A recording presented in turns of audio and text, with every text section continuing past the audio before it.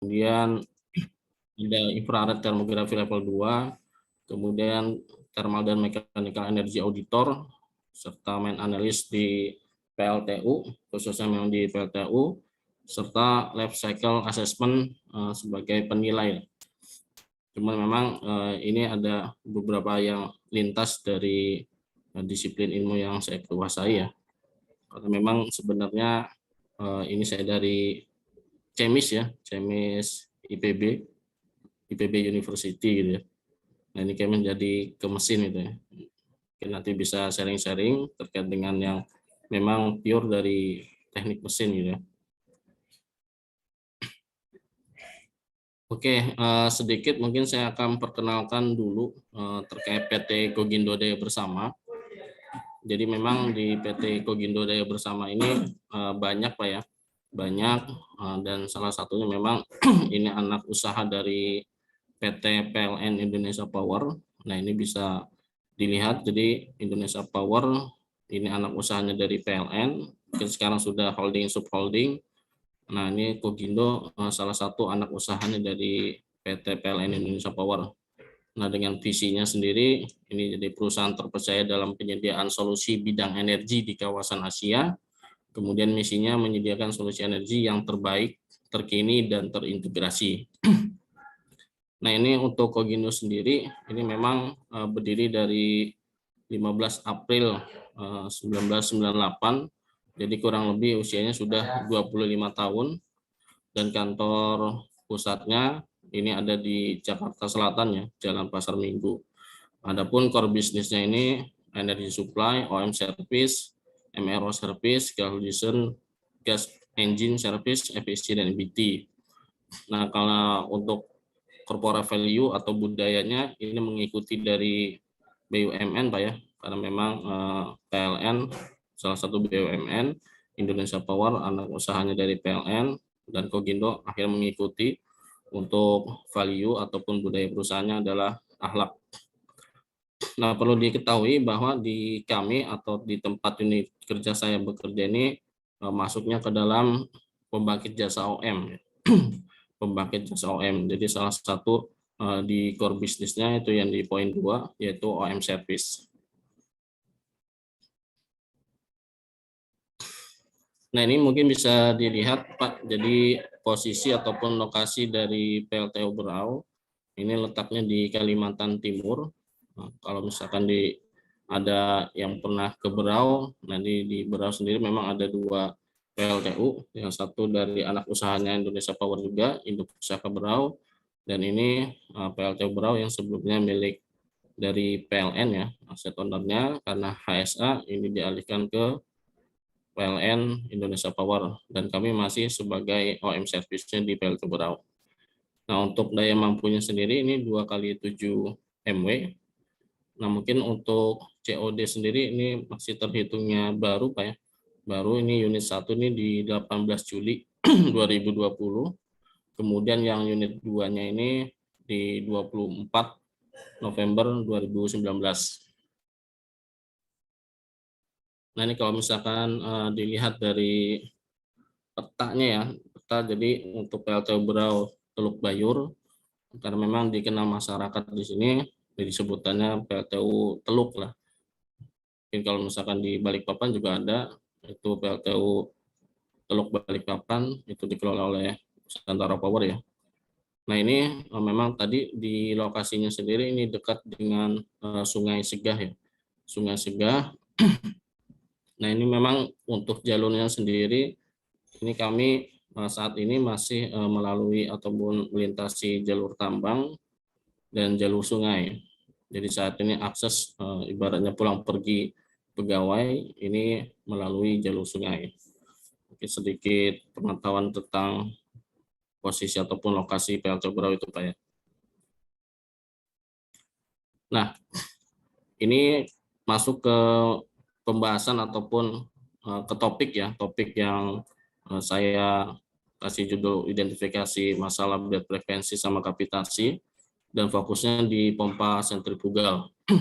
Jadi untuk pompa sentrifugal yang di sini di PLTU Berau ini di CWP ya, circulating water pump. Mungkin kalau di unit-unit besar tipe pompa CWP-nya itu vertikal ya. Vertikal, cuman untuk di Berau ini karena memang 2x7 MB, jadi circulating water pump-nya sendiri ini bentuknya sentrifugal dengan tipe speed cast centrifugal pump ya. Ini ada 4 CWP yang menyuplai unit 1 dan unit 2. Unit 1 dan unit 2. Cuman ini terkait pembahasan ini saya lebih fokuskan ke arah vibrasi, terutama di CWP yang A ya, yang A, karena sebenarnya hampir semuanya sama Pak, hampir semuanya sama, baik A, B, C, D itu mengalami permasalahan yang sama, cuman yang agak lebih ibaratnya ada nilai yang naik secara signifikan itu di CWPA. Kalau untuk B, C, D ini cenderungnya memang ada kenaikan dan secara trendingnya sendiri masih bisa teridentifikasi akan ada kegagalan. Cuman terkait dengan CWPA ini memang ada nilai pencilan lah. Nah, itu yang saya angkat untuk topik pembahasan kali ini. Nah, ini untuk spesifikasinya sendiri, ini tentunya dengan putaran, karena memang vibrasi ini terkait dengan harus mengetahui putaran, kemudian dayanya sendiri ini harus diketahui. Jadi ketika peralatan kita tidak mengetahui dari dayanya berapa, putarannya berapa, itu akan kesulitan melakukan identifikasi permasalahan ataupun spektrum nanti yang muncul ya, spektrum yang muncul. Kemudian kalau yang terkait yang hal lainnya, ini kalau seandainya memang ada upgrading ataupun misalkan ada sisi posisi modifikasi, itu juga diperlukan. Cuman pada saat ini terkait dengan identifikasi masalah vibrasi yang timbulnya, ini difokuskan ke daya sama putarannya itu sendiri. Nah, ini mungkin sudah familiar lah terkait dengan prinsip kerja dari pompa sentrifugal. Jadi memang fluida yang diarahkan ke bagian impeller ya, impeller yang memang diputar oleh motor, kemudian dengan adanya gaya sentrifugal dan kecepatan diubah menjadi tekanan, ini ibaratnya fluida tersebut berpindah ya dari satu tempat ke tempat yang lain. Gitu. Jadi memang ada perpindahan energi ya, perpindahan energi. Mungkin tadi Pak Fokus ini dari energi ITB Pak ya, lebih familiar. Nah, ini terkait dengan prinsip ini yang memang yang perlu diketahui juga, salah satu fungsi dari pompa sentrifugal itu sendiri, dan memang harus diketahui bagian-bagiannya juga supaya bisa biasanya dari vibrasi sendiri itu akan memberikan sinyal ataupun spektrum yang khas gitu ya. Nah, ini kalau misalkan kita lihat secara layout, jadi memang untuk CWP ini posisinya ini bisa dilihat ya. Jadi memang ini siklus tertutup atau circulating close. Jadi untuk proses pendinginan di PLTU Berau ini untuk CWP dia akan mensuplai ke kondensor dan itu kembali lagi ke cooling tower ya. Ke cooling tower. Jadi memang bukan open ya. Bukan open circulating. Biasanya kalau di unit besar dia open, jadi dari CWP disedot air laut ya, air laut menggunakan air laut, kemudian masuk ke kondensor itu akan langsung dibuang ke outflow. Tapi untuk di sini, untuk di PLTU Berau sendiri, ini menggunakan close circulating ya, cooling system. Jadi ibaratnya ini dimanfaatkan kembali, kemudian adanya perpindahan nanti heat transfernya di bagian kondensor sama cooling tower. Jadi ibaratnya ini termasuk peralatan yang kritikal juga dalam sistem pendingin. Nah, untuk di CWP memang ada 4, jadi kalau misalkan secara operasional ini bisa kalau full load ya, kalau full load biasanya digunakan 4 CWP untuk supply di 2 unit ya, di 2 unit. Nah, ini bisa dilihat, ini saya ambil terkait monitoring kami di PDM atau di CBM terkait vibrasi untuk CWP yang A mulai dari 2000 2021 gitu kan, karena memang untuk monitoring ataupun alat vibrasinya ini baru di akhir-akhir 2020. Jadi November Desember ini kita setup dulu di peralatannya, kemudian untuk 52 week-nya juga. Makanya untuk data ini saya ambil dari Januari 2021 sampai yang terakhir di Februari ya, di Februari. Nah, ini kalau dilihat ini rata-rata masuknya ke kategori C ya, kategori C. Jadi kalau berdasarkan standar ISO-nya, ISO 10816-3, jadi CWP ini sendiri masuknya adalah ke grup 2 gitu. Grup 2, di mana grup 2 kalau kita lihat di peta ya, di peta ataupun pemataan dari standar ISO-nya ini, dia masuknya ke rigid. Nah, tadi kan untuk daya ya, untuk daya sekitar 150, makanya ini untuk di CWP-nya sendiri ini range antara 15 kW sampai 300, jadi 150 antara di sini ya. Jadi masuknya di grup 2. Ya, di grup 2. Dan kenapa masuknya di rigid? Karena memang secara pondasinya itu ada di semen, dan itu ada struktur ataupun kayak semacam beam ya, itu yang ditanam di pondasinya. Jadi masuknya ke rigid. Nah, bila dilihat di sini, ini ada anomali lah. Jadi kalau di vibrasi sendiri, ketika nilainya tinggi tapi stabil, itu masih aman, itu masih aman. Tapi kalau seandainya dia tinggi terus trennya naik dari waktu ke waktu, nah itu yang perlu jadi perhatian.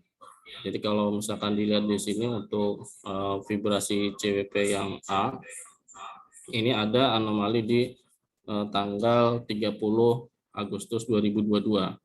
Nah, ini sampai menyentuh di 5,6. Ini di pompa NDE ya, pompa NDE. Nah, ini yang perlu kita tindak lanjuti ataupun dilakukan analisa. Jadi seperti yang saya sampaikan sebelumnya, kalau untuk CP yang lainnya B, C, D itu memang trennya sudah terlihat ya, trennya sudah terlihat ada kenaikan. Dan memang pada saat FYI itu juga dilakukan pembongkaran ya, dilakukan pembongkaran sisi pompanya. Nah, ini kalau secara tren ya. Jadi kalau melihat tren sama data yang tadi itu sebenarnya cenderung stabil. Hanya saja di tanggal 30 Agustus ini langsung melejit ya, langsung melejit di sekitar 5,68. Nah, ini yang jadi perhatian khusus. Jadi memang untuk CWP yang A ini lebih handal dibandingkan 3 CWP yang lainnya. Oke, sebenarnya untuk sharing kali ini ada beberapa yang ingin disampaikan ataupun yang diharapkan lah dari sharing session ini ataupun diskusi. Jadi yang pertama itu kita dapat mengetahui penyebab dari timbulnya vibrasi pada CWP, terutama di CWP PLT Brau. Kemudian dapat menghitung frekuensi blade pass yang memang dia menunjukkan adanya indikasi blade pass frekuensi. Kemudian frekuensi dari blade pass itu bisa dilihat di dalam spektrum. Jadi untuk blade pass ini yang mana yang memang dia menunjukkan blade pass frekuensinya dalam spektrum yang ditunjukkan oleh software Omnitrend. Kemudian ini juga penting juga, jadi amplitudonya.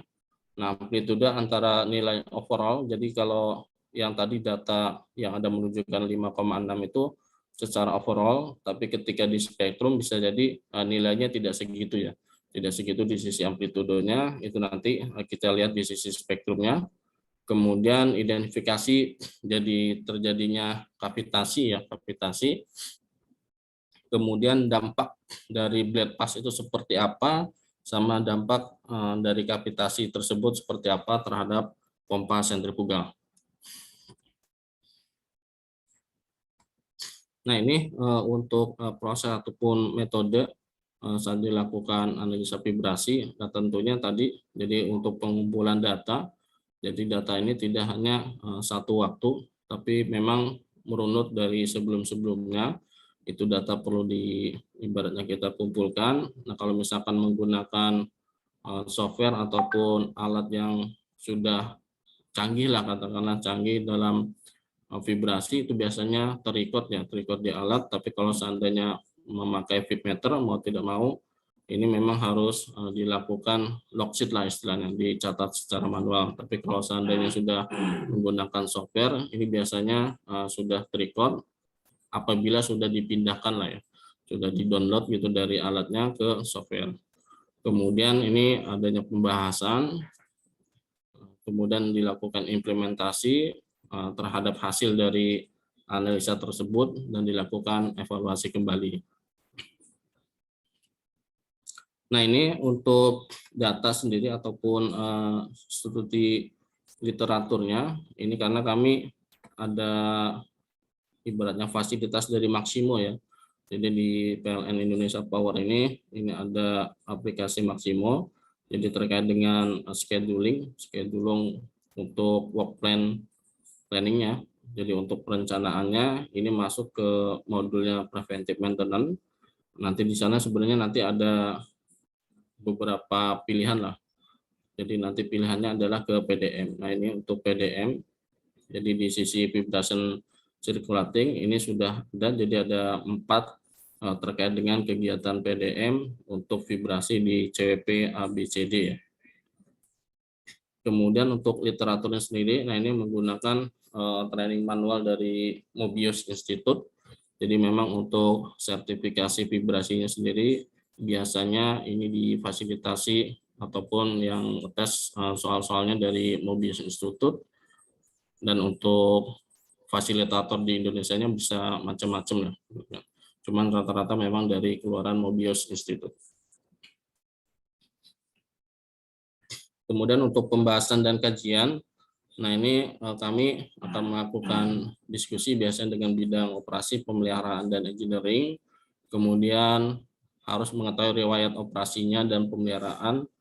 Ini juga perlu, kalau misalkan menggunakan Maximo biasanya sudah terekam, kecuali memang tidak dilakukan input di Maximonya, biasanya loss riwayat operasi maupun pemeliharaan ataupun temuan-temuan operator pada saat melakukan patrol ketika ada temuan ini bisa langsung dilaporkan ke aplikasi Maximo tersebut, ibaratnya di modul service request ya. Kemudian, nah ini juga penting tadi terkait dengan spesifikasi dari peralatan CWP dan komponen-komponennya. Nah, ini untuk implementasi, tentunya ini akan dianalisa terkait dengan spektrum vibrasinya. Setelah ditemukan analisa biasanya dari tim PDM ataupun CBM, ini akan melakukan create service request juga, melalui Maximo tersebut. Nah, ini nanti akan ditujukan ke pemeliharaan untuk dilakukan sesuai rekomendasi ya. Sesuai rekomendasi biasanya langsung diinspeksi ketika memang ada indikasi temuan dari hasil analisa yang tersebut. Nah, kalau seandainya gangguan itu sudah ditemukan, oh ini akar masalahnya, biasanya nanti vibrasinya turun. Tapi kalau seandainya setelah rekomendasi masih ada peningkatan, nanti akan dilakukan pembahasan lebih lanjut, ataupun nanti kita ada ibaratnya penggantian spare part lah.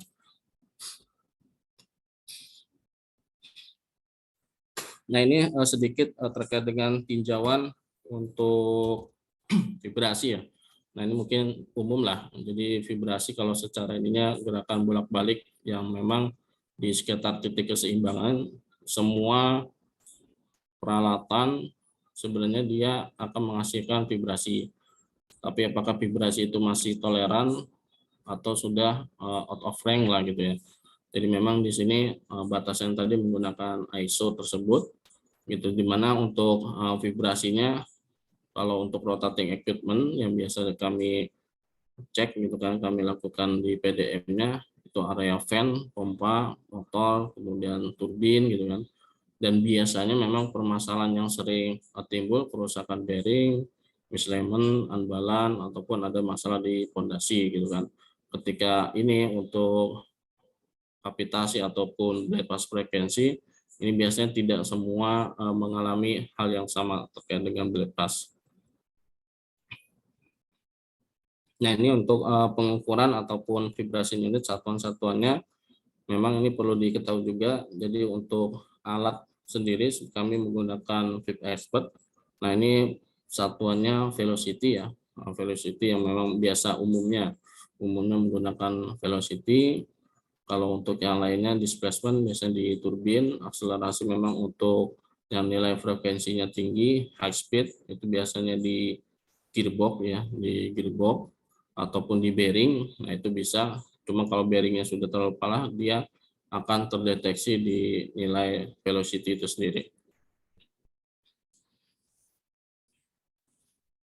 Nah, untuk vibration analysis ini ada beberapa teknik ya untuk mengukur ataupun menganalisa getaran mesin itu sendiri. Nah, ini sudut fase, time waveform, analisa spektrum. Nah, biasanya untuk time waveform dia sudah ada di softwarenya.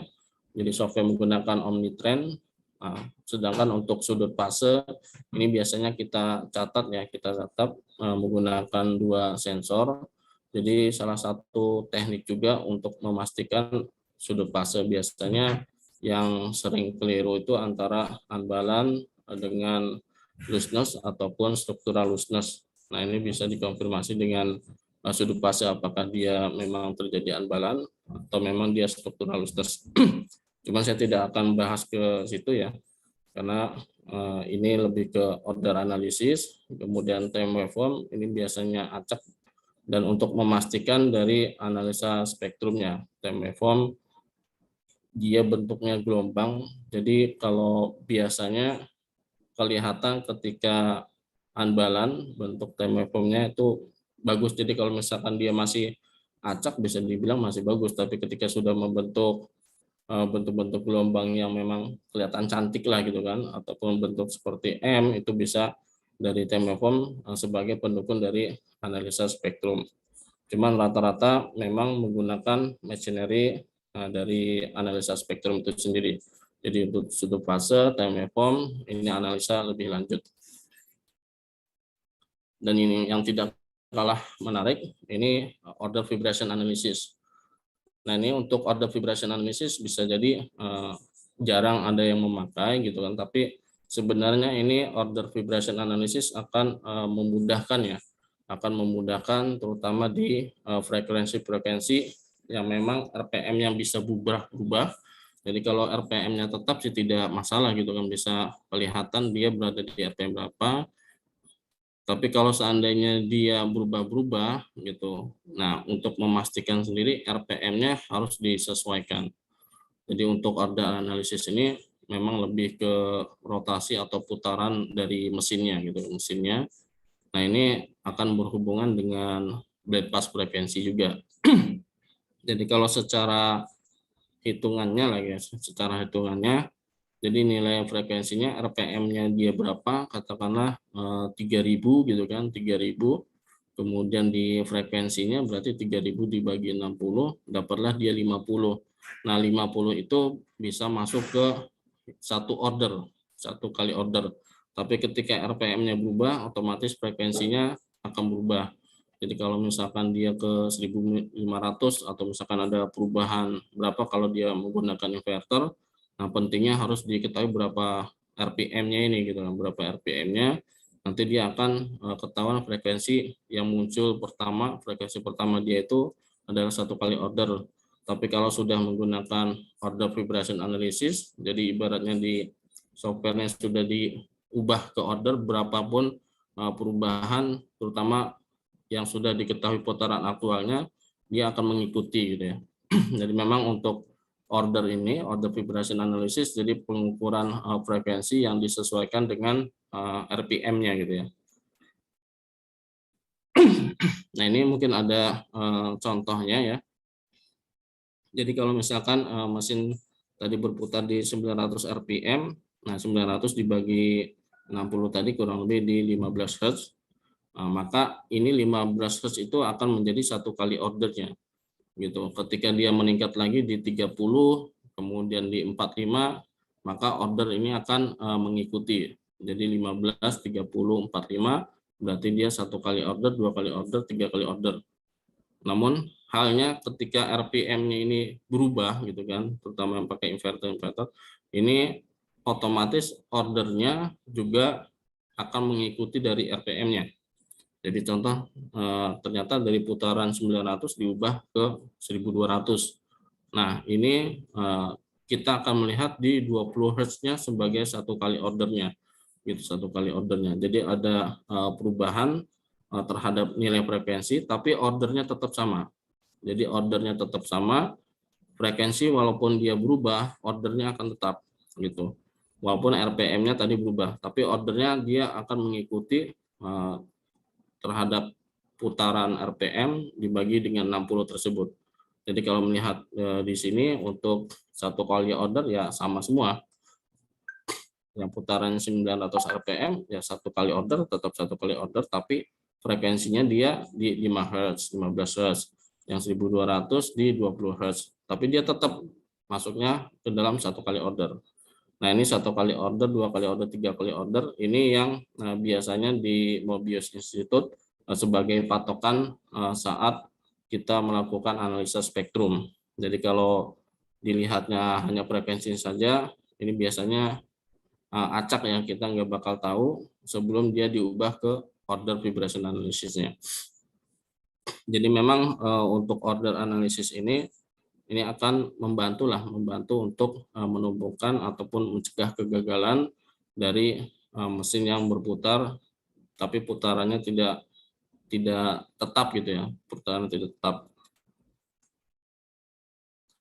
Oke, ini terkait blade pass frekuensi. Jadi blade pass sendiri ini sebenarnya frekuensi getaran gitu memang yang dihasilkan oleh kompresor turbin ataupun impeller gitu kan.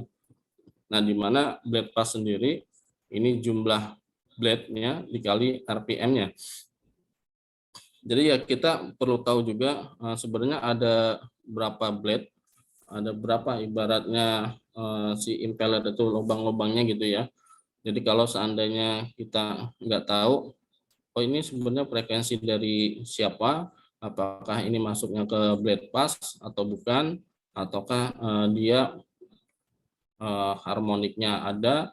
Jadi kalau seandainya blade passnya ini muncul kelipatannya gitu ya, contoh misalkan rata-rata di blade centrifugal pump itu 6, berarti 6 kali RPM-nya berapa gitu kan. Nah, ini nanti dia akan menghitung gitu ataupun frekuensi tersebut akan muncul di 6 kali RPM-nya gitu. Tapi ketika RPM-nya berubah, otomatis 6 kali RPM yang perubahan tadi.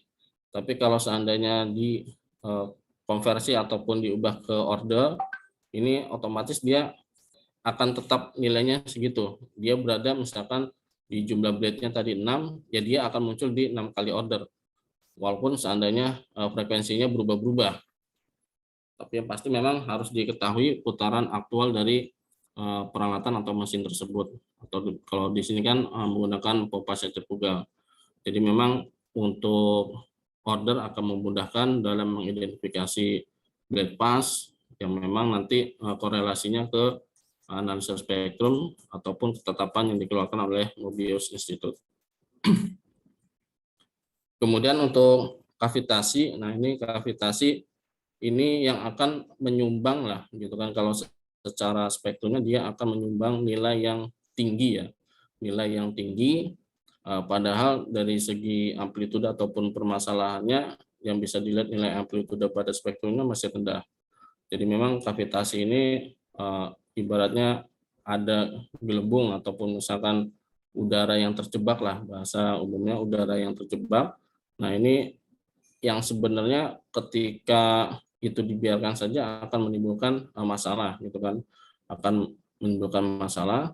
Cuman dalam kebanyakan kasus sendiri itu tidak akan menimbulkan masalah kalau seandainya si getaran tersebut masuknya resonansi Tapi hati-hati juga untuk resonansi ini, ketika dibiarkan juga resonansi akan mempengaruhi si peralatan tersebut gitu kan, peralatan tersebut. Kemudian kapitasi ya sebenarnya pada saat awal-awal saja, misalkan pada saat start pompa terjadi kapitasi, lama-lama dia turun gitu kan, lama-lama dia turun, berarti kan enggak terlalu berpotensi yang merusak. Cuma yang kita khawatirkan ketika kapitasi itu terjadi secara terus-menerus ya, secara terus-menerus, dan yang paling fatal lagi sebenarnya untuk getarannya semakin hari semakin naik gitu. Ternyata ini yang penyumbang banyak secara nilai overallnya adalah di sisi kapitasi. Jadi kalau misalkan untuk kapitasi sendiri, biasanya memang dari kami melakukan venting untuk membuang udara yang terjebaknya. Nah ini untuk monitoring vibrasi, memang ada beberapa titik yang perlu ibaratnya diketahui dan diwaspadai. Jadi untuk peletakan sensornya sendiri harus konsisten ya. Jadi kalau misalkan sudah diukur di titik A, ya di titik A, terus jangan sampai pindah. Makanya kalau di PDM itu sendiri ada ibaratnya aset owner dalam artian ke peralatan vibrasi. Jadi kalau misalkan seseorang tersebut sudah megang vibrasi, ya vibrasi terus gitu. Kalaupun misalkan ada rolling atau pergantian, nah titik monitoring vibrasinya ya tetap harus di titik itu saja. Jadi biasanya kalau mau ditandai gitu kan, tanda X gitu. Jadi ngambilnya adalah di titik itu. Jangan sampai ketika A yang mengambil di titiknya A, ketika yang B ngambilnya bukan di titik A tapi di titik B. Nah, ini akan mempengaruhi dari konsistensi data itu sendiri. Dan pastinya di pola getarannya juga jadinya nggak konsisten. Misalkan di motor dia ada ngambil di sisi casing motornya, yang satunya agak ngegeser gitu. Nah ini akan mempengaruhi dari hasil itu sendiri, dan yang pastinya di sisi pola spektrum atau getarannya ya. Nah ini yang tadi saya sampaikan bahwa biasanya dari kami pada saat melakukan PM ataupun kegiatan FLM dari rekan-rekan operator ataupun ada temuan dari engineering, dia akan melakukan pembuatan service request. Jadi untuk service request ini biasanya dari operator yang bisa diselesaikan, seperti contoh ini misalkan ada greasing karena kondisi panas, terus dilakukan greasing, oke, dia masuknya FLM, dilakukan create service request. Kemudian ada rembesan, ini dikencangkan gitu, misalkan selesai bisa FLM. Dan biasanya kalau dari CBM ataupun dari engineering, karena CBM di bawahnya reliability ya, reliability di engineering ini tipe SR yang dibuat adalah CD. Kecuali memang ada terkait sama temuan yang memang harus melakukan perbaikan penggantian spare part, itu bisa ke tipenya CM ya, corrective maintenance. Nah ini contoh dari temuan terhadap CWP ya, indikasinya kapitasi sama blade pass. Nah di sini juga disampaikan juga rekomendasinya seperti apa. Oke, ini fokusnya hanya di CWPA ya. Jadi kalau misalkan yang lainnya itu juga ada sebenarnya.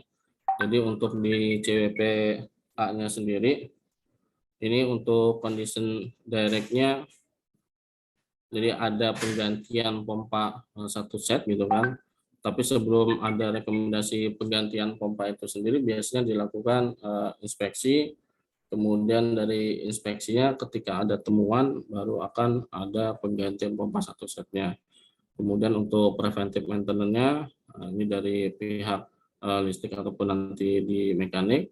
Kemudian untuk PDM-nya biasanya nanti akan ke-record berapa kali aset di CWP itu mengalami preventive maintenance-nya gitu, berapa kali dia predictive maintenance-nya itu akan ter-record di Maximo itu sendiri.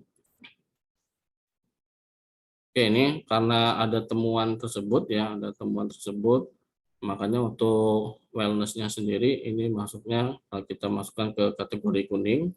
Walaupun tadi untuk secara vibrasinya dia masuknya merah ya, merah, karena memang ada aturan tersendiri terkait dengan wellness atau peta kesehatan unit ini sendiri ya. Jadi untuk warnanya sendiri ada hijau, kuning, sama merah. Nah, ibaratnya kriteria tersendiri lah. Jadi selama dia masih bisa operasi, temuan ada abnormal, ini bisa masuk ke kategorinya kuning. Tapi kalau dia nilainya normal, kemudian dari sisi operasi normal, ini bisa masuk kategorinya hijau. Tapi kalau seandainya dia sudah breakdown ataupun misalkan off, ada pembongkaran, ini bisa masuk ke wellness ataupun peta kesehatan yang warna merah.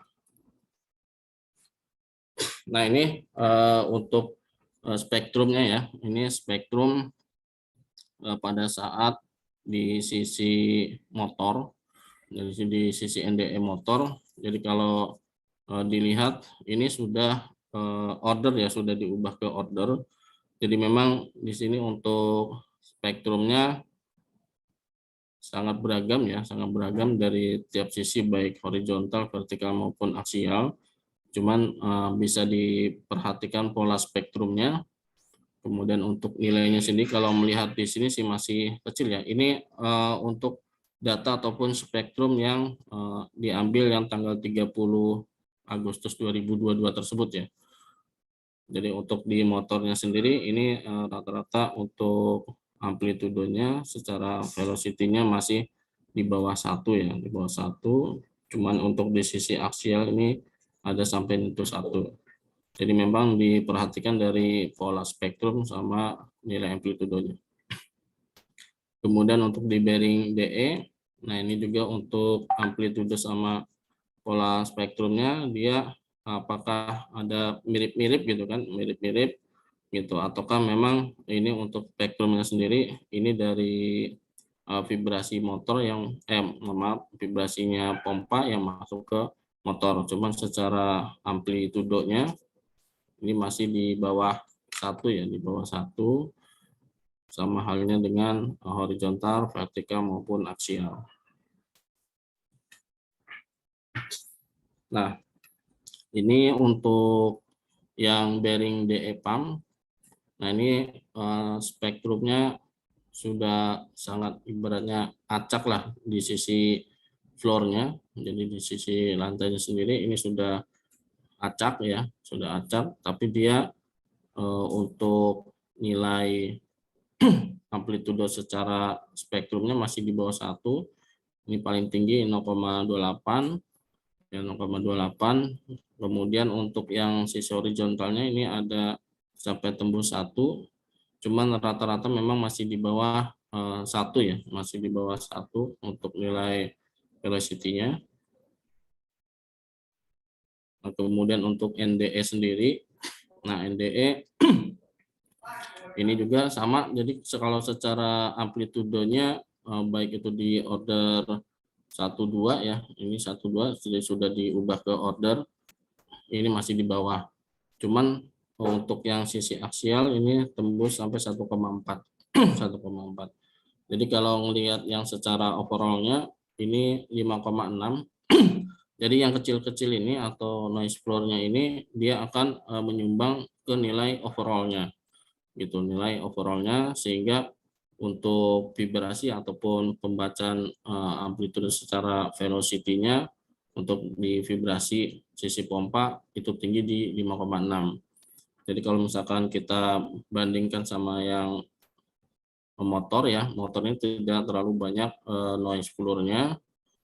Nah, yang masih sedikit ini yang untuk NDE, cuman semakin ke arah pompa untuk noise ini banyak ya, noise-nya banyak. Nah, inilah yang memang dia akan dinyatakan adanya indikasi kapitasi ya, indikasi kapitasi. Nah, kemudian ini yang jadi perhatian karena nilai amplitudonya kan agak tinggi ya, di 1,4 lebih. Nah, ini dia tinggi sendirilah, yang lainnya rendah. Nah, inilah ada kemungkinan spektrumnya ini dia menunjukkan bleed pass frekuensi. blade pass frekuensi tadi, jadi harus tahu berapa sebenarnya jumlah blade dari impeller pompanya itu sendiri dikalikan RPM-nya. Gitu, kalau sudah diketahui aktual RPM-nya berapa, ketika diubah ibaratnya dibagi dengan 60 tadi, dia akan menunjukkan 5 kali order. 5 kali ordernya itu ada menunjukkan bahwa impellernya berjumlah 6 mata itu ya, 6 yang di arah discharge-nya itu indikasinya terjadi blade pass frekuensi. Jadi dia nunjuk di 5 kali order gitu. Jadi kalau seandainya nanti ada bisa dibandingkan ke arah frekuensinya, jadi untuk frekuensinya sendiri ini akan sulit lah kalau seandainya ada perubahan RPM terhadap pompa tersebut. Nah ini yang dari Mobius ya, dari Mobius. Jadi kalau seandainya ini ada dia blade passnya bisa harmonik atau muncul hanya satu kalinya sendiri. Nah ini ada ibaratnya yang tertingginya berapa fan pass ataupun blade passnya itu. Cuma memang untuk getaran sendiri yang lebih menonjol tadi ya, yang lebih menonjol, nah itu ada di 5 kalinya gitu. Jadi untuk mengetahuinya tadi untuk putaran itu berapa jumlah blade-nya dia dikali putarannya. Jadi kalau seandainya dia adalah 3.000 gitu kan, 5 kali 3.000 30.000 nanti dibagi 60. Nah ini akan kalau melihat di sisi frekuensinya agak sedikit membingungkan, tapi mungkin kalau yang sudah terbiasa, oh ini blade pass. Tapi lebih gampangnya dengan menggunakan konversi ataupun pengalihan dari sisi order ya, dari sisi order ini langsung ketahuan oh 5 kali berarti dia menunjukkan blade pass atau ada masalah di sisi pompa impellernya tersebut gitu ya. Nah untuk blade pass sendiri, nah ini kalau misalkan kalau tadi ya dia hanya muncul di satu kalinya ini, jadi blade pass di 5 kali, jadi belum terlalu parah. Kalau misalkan dia ada indikasi yang lebih parah, biasanya ada harmonik ya kelipatannya. Cuman tadi kan 1 kali 2 kali nggak ada, jadi murni itu adalah indikasinya blade pass frekuensi. Sama nanti terkait dengan spektrum yang noise tadi itu bisa menghasilkan ataupun dikategorikan sebagai kapitasi. Jadi memang untuk blade pass ini entah di pompa ataupun di fan harus mengetahui jumlahnya berapa gitu kan, jumlahnya berapa. Berapa jumlah dari blade-nya itu biasanya ketika stop dibongkar dihitung. Nanti disamakan dengan spektrum yang muncul ya, spektrum yang muncul. Jadi kalau seandainya sudah ada datanya diketahui berapa, bisa langsung dipastikan oh ini adalah blade pass. Jadi untuk jumlah blade dikalikan RPM itu nanti ketahuan frekuensi berapa, tapi untuk lebih memudahkan bisa pindah ke order analisis tadi. Nah ini indikasi blade pass frekuensi. Nah ini ada ibaratnya yang penyebabnya ya, penyebab frekuensinya eksentrisitas dari rotor, kemudian ada pelonggaran, keausan, ataupun biasanya ada crack-cracknya, ataupun memang ada filter yang kotor kalau sini ya, kemudian di saluran inlet dan outletnya, tapi biasanya suka menemukan adalah blade ataupun baling-balingnya retak itu ya, ini di bagian ini. Nah ini yang tadi untuk kapitasi ya, untuk kapitasi jadi secara spektrum ini kelihatan memang ada noise floor lah, noise floor. Nah ini kalau tadi kita masih menggunakan frekuensi sebagai patokannya, sedangkan untuk literatur ataupun dari Mobiusnya ini kan menggunakan order. Sebenarnya ketika dikonversikan ke order itu akan lebih memudahkan dibandingkan dengan penggunaan frekuensi gitu kan. Nah untuk noise floor ini bisa banyak, jadi memang ibaratnya secara spektrumnya acak adut lah gitu kan, tidak beraturan gitu, tidak beraturan. Jadi ini ada kemungkinan untuk CWP yang A dia indikasinya adalah kapitasi dengan blade pass frekuensi berdasarkan analisa spektrum yang sudah diubah yang dari nilai frekuensi ke order. Nah ini ya, jadi kalau kavitasi sendiri ketika memang dibiarkan saja, wah terlihat masih aman-aman saja gitu kan. Kalau tadi kita lihat adalah di kategorinya C, C lama gitu kan. Terus ada tiba-tiba masuk ke kategori D. Nah ini ada kemungkinan gitu, ada kemungkinan bahwa si kavitasi ataupun yang awalnya tidak memunculkan blade pass gara-gara kavitasinya lama, akhirnya dia akan memunculkan nilai blade pass tersebut. Nah, blade pass sendiri akan mengasih sinyal lah, memberitahu kepada ini yang untuk mengambil data PDM ataupun analisanya bahwa akan ada masalah di sisi impellernya. Jadi ada kemungkinan cacat di sisi impeller yang sebenarnya secara peralatan dia akan ngasih tahu ini loh saya sudah mulai ada cacat gitu yang sudah mulai ada cacat. Kemudian kalau yang kavitasi, nah ini ibaratnya dari sisi suction pressure-nya dia drop seperti ada gelembung-gelembung yang pecah lah, gelembung-gelembung yang pecah, dan biasanya ditandai nanti di sisi keluarannya gitu, ataupun dari sisi discharge-nya akhirnya dari pressure-nya juga turun gitu kan, karena memang ada efek gelembung-gelembung tersebut ya, gelembung-gelembung tersebut. Kalau seandainya permasalahannya di sisi casing dan dia ada ventingnya, itu mungkin akan terselesaikan gitu kan dengan membuka venting, ataupun di sisi discharge-nya itu ada udara yang terjebaknya bisa diselesaikan. Cuma memang nanti ini ada beberapa kasus yang memang di sisi suction ya, tidak mungkin di sisi suction juga ada venting, ketika dibuka malah akan menyebabkan kapasitasnya semakin meningkat. Nah ini ya, jadi ada pada saat dilakukan inspeksi di impeller, ini ada temuan, itu ada temuan bahwa ada sudah mulai berlubang-lubang gitu ya, berlubang-lubang. Nah inilah yang ibaratnya ngasih sinyal bahwa ada permasalahan di sisi impellernya.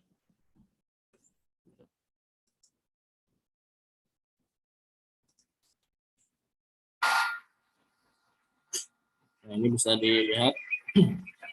Jadi dilakukan inspeksi terhadap impeller di centrifugal pump atau di pompa CWP-nya. Lihat ada yang crack ataupun tidak gitu. Nah, bisa juga ketika pada saat inspeksi ini dicek benar tidak si blade-nya ini ada 5 gitu. Kalau tadi kan muncul di 5 kalinya. Nah, itu untuk memastikan bahwa sinyal ataupun vibrasi yang ditimbulkan karena blade pass frekuensi. Nah ini kemarin yang baru di tahun ini karena memang sudah ada temuan impellernya korosi berlubang gitu, berlubang, kemudian dilakukan repair hanya bagian impellernya saja. Ini dilakukan penggantian satu set pompa ya, satu set pompa. Jadi sudah termasuk ini di casing-casing, jadi tidak hanya impellernya saja yang diganti, ini satu set langsung diganti ya, langsung diganti. Jadi untuk keempat CWP tersebut sudah dilakukan penggantian. Nanti kita lihat bagaimana nilai terhadap baik itu si spektrumnya ataupun nilai overallnya, apakah ada penurunan atau memang tidak adanya perubahan, atau sebenarnya masalahnya masih belum terpecahkan. Mungkin nanti bisa kita diskusikan juga. Oke, jadi setelah dilakukan penggantian satu set pompa, ini sebenarnya sudah ada difasilitasi adanya venting ya, venting di sisi casing pompa sama discharge. Kemudian ini untuk kondisi pengoperasian CWP juga, kalau untuk CWP di sini memang karena sistem tadi adalah close ya, close sirkulasi, jadi adanya cooling tower ataupun menara pendingin, jadi untuk bukaan yang masuk dan keluar kondensor itu di open, full open, namun dilakukan throttle ataupun pengaturan di sisi return yang masuk ke cooling tower, ke cooling tower. Nah, cuman di sini ketika dilakukan start CWP-nya, ini untuk outlet-nya sebenarnya posisinya adalah close terlebih dahulu, kemudian start gitu. Ini yang sebenarnya cukup bahaya juga ya. gitu. Cuman ini untuk IK-nya seperti ini gitu. Ketika dilakukan start baru dilakukan pembukaan discharge secara perlahan ya. Discharge secara perlahan dengan posisi ini sebenarnya venting sudah dipastikan dia tidak ada ibaratnya nyembur-nyembur gitu ya, tidak ada udara yang terjebak.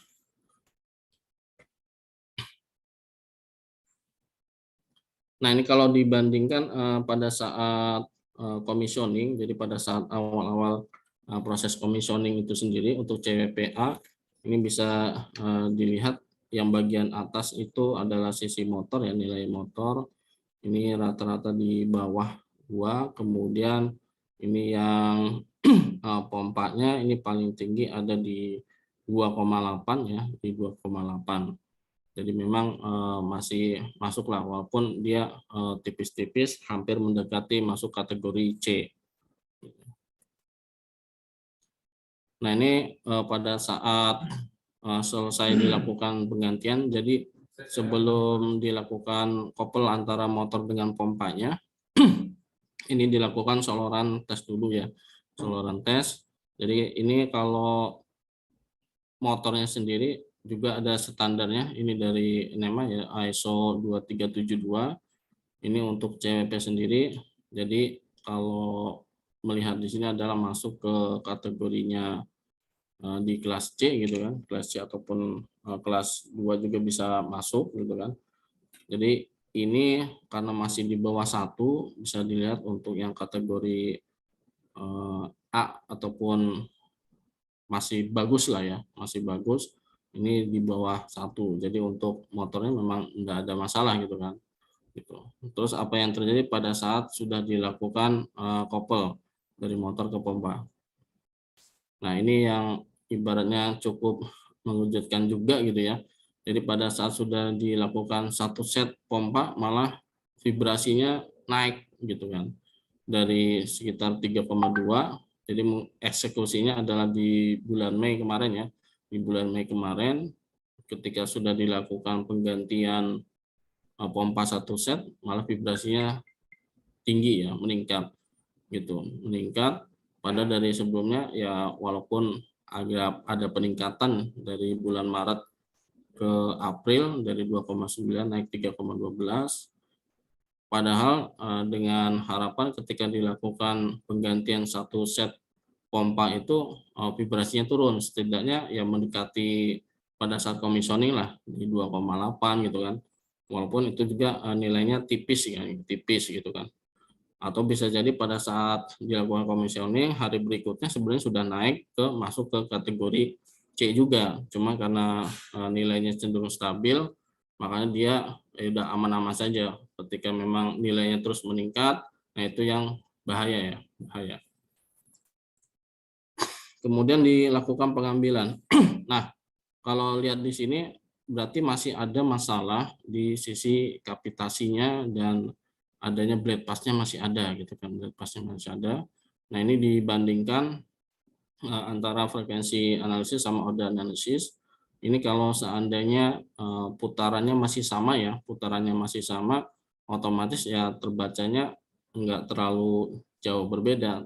Tapi halnya akan berbeda ketika putarannya diubah. Jadi untuk putarannya diubah, misalkan pada saat dilakukan pengambilan ini terlihat ataupun terdeteksi oh putarannya sekian, maka dia akan berubah di sisi spektrumnya atau di sisi frekuensinya bisa menambah. Tapi kalau di sisi order dia akan tetap menunjukkan di 5 kalinya gitu ya, di 5 kalinya.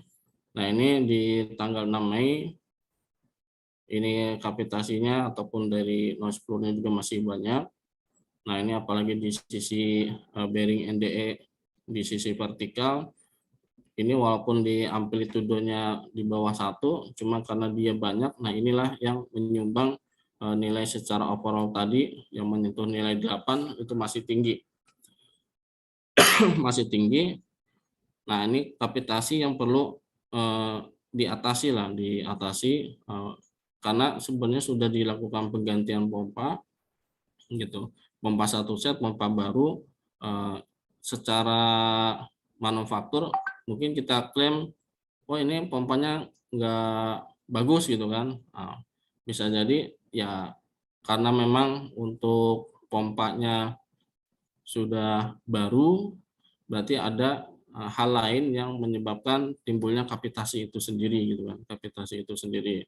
Nah, hingga akhirnya ya kita nggak bisa melakukan klaim juga karena memang ini juga pelajaran juga ya ketika memang dilakukan instalasi peralatan baru, memang harus dicantumkan juga keberterimaannya ataupun berdasarkan ISO-nya berapa. Nah, itu yang jadi kunci.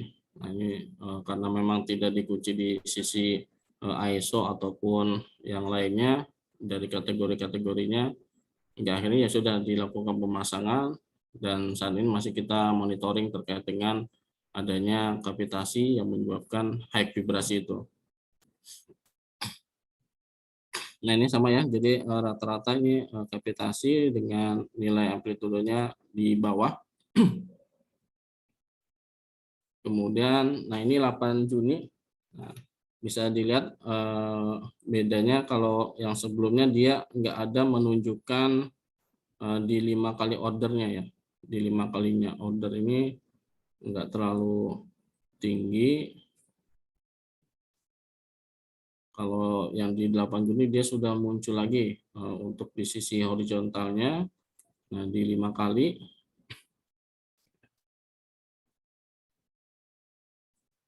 Kemudian di sisi vertikalnya juga memang masih tinggi. Jadi memang permasalahan dead pass vacancy sama kapitasi ini masih ada pada saat sudah dilakukan penggantian pompa yang baru. Ya, jadi memang penyumbang terbesarnya ini adalah dari kapitasi sehingga nilai secara overall-nya masih tinggi. Terus sebenarnya permasalahannya itu ada di sisi mana gitu kan untuk kapitasi. Bisa jadi karena tadi kan sudah ada venting, nah, ventingnya sudah ada di sisi casing pompa, sudah ada di discharge gitu. Nah, ada kemungkinan ini adalah di sisi suction-nya masih ada udara yang masuk di situ. Nah, ini jadi ini cooling tower-nya ya, ini cooling tower. Kemudian ini yang di sisi suction inlet CWP-nya, gitu, inlet CWP-nya. Sebentar ini, jadi memang di sini ada terjadinya pusaran pompa ya.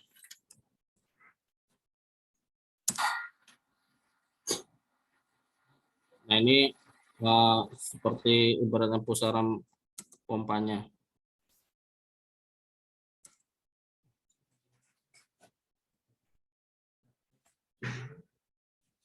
Jadi memang ada pusaran pompa di sisi suction-nya ya, di sisi suction-nya. Jadi untuk pusaran pompanya sendiri atau biasanya vortex ya, vortex. Jadi adanya pusaran ini akan memungkinkan udara ikut masuk terhisap ke dalam pompa, gitu. Sehingga di sisi suction-nya ini enggak terisi air penuh gitu, tapi air bercampur udara. Gitu. Jadi ibaratnya nanti kerja si pompanya sendiri akan lebih berat gitu kan, lebih berat. Kemudian dari sisi efisiensi pompanya sendiri itu akan berkurang gitu kan. Nah, ini ada kemungkinan ini vortex di sisi suction-nya gitu kan. Jadi memang untuk desainnya sendiri ini seperti nyedot lah, nyedot. Jadi nggak ada tekanan biasanya kan dari tangki ke pompa, tapi ini dia nyedot di bagian bawah gitu sehingga ada kemungkinan terbentuknya vortex ataupun pusaran pompa itu sendiri gitu kan. Nah, sebenarnya untuk vortex ini bisa diakalin lah gitu kan. Cuman kalau dari segi kemungkinan penyebabnya itu ya ini adanya aliran ataupun yang masuk ke di sisi suction-nya ini tidak optimal. Jadi kalau di sini adanya penghalang gitu. Nah, ini bisa ketika dia ada strainer ataupun di sisi suction-nya ada saringan, bisa jadi alirannya itu tertutup ya. Alirannya itu tertutup gitu. Jadi kalau misalkan lihat konstruksinya di sini agak sulit juga melakukan cleaning di sisi suction yang memang ada strainernya gitu kan, ada strainernya. Jadi kalaupun misalkan untuk proses cleaning ya mau tidak mau ini harus ada yang nyemplung juga gitu kan ke dalam, dengan harapan proses yang menyumbat aliran tersebut bisa dibuang gitu ya. Nah, untuk pusaran pompa itu sendiri, nah ini ada ibaratnya sebelah kiri ya.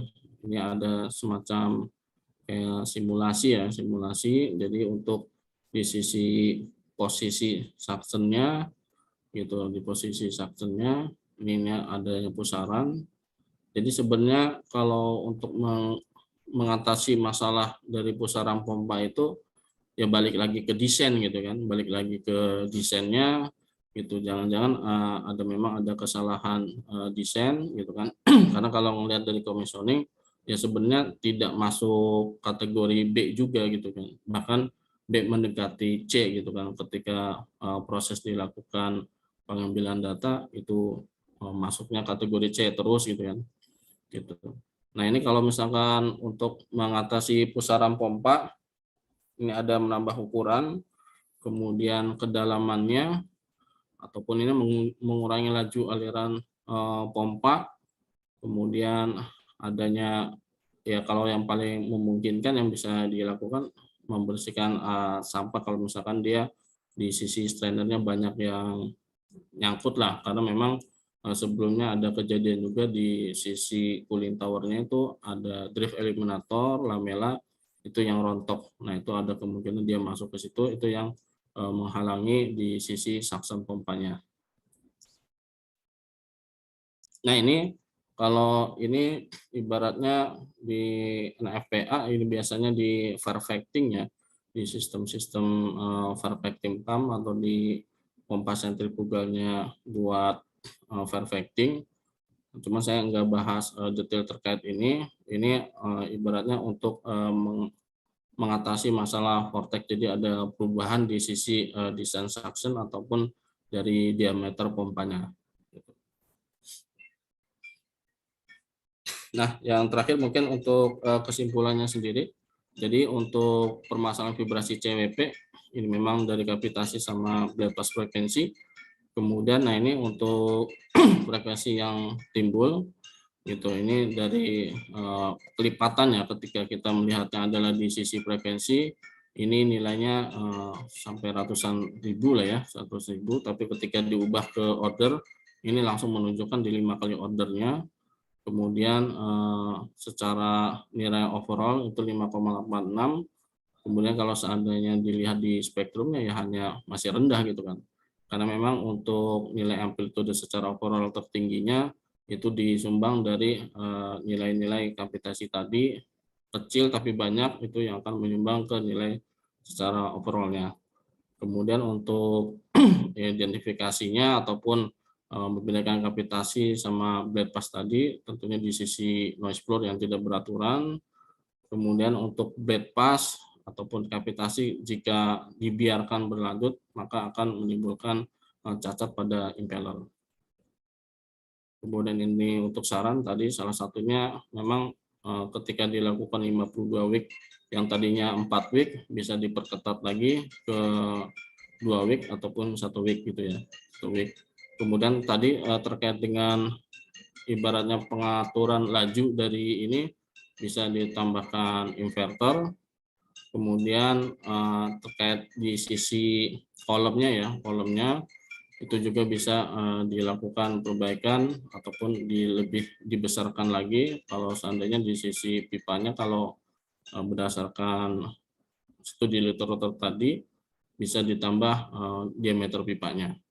Kemudian yang paling ini sih untuk pengecekan atau pembersihan filter dulu ya, filter. Cuman memang untuk akses masuknya ke bagian kolam tadi sempit, jadi susah untuk orang melakukan cleaning nyemplung di situ gitu kan. Nah, yang paling ininya untuk desain di suction tanknya ataupun tadi terkait dengan pipa bisa merefer ke FPA 22. Mungkin kalau untuk ini ibaratnya modifikasi lebih lanjut terkait perubahan desain. Oke, mungkin cukup itu dari saya untuk sharing. Mungkin bisa lanjut diskusinya, Pak Koko. Baik, Oke. terima kasih Pak Dadang. Ya, sangat baik untuk presentasinya. Ya, di sini kita Bapak Ibu masuk sesi tanya jawab ya atau diskusi ya. Silakan ada yang ingin bertanya bisa masukkan komentar di kolom chat. Ya, baik, ini ada pertanyaannya dari Pak Supriyono Ono. Nah, ini ada rencana pemerintah untuk menghentikan PLTU batubara. Apakah ada usaha dari perusahaan untuk mengatasi hal tersebut, Pak?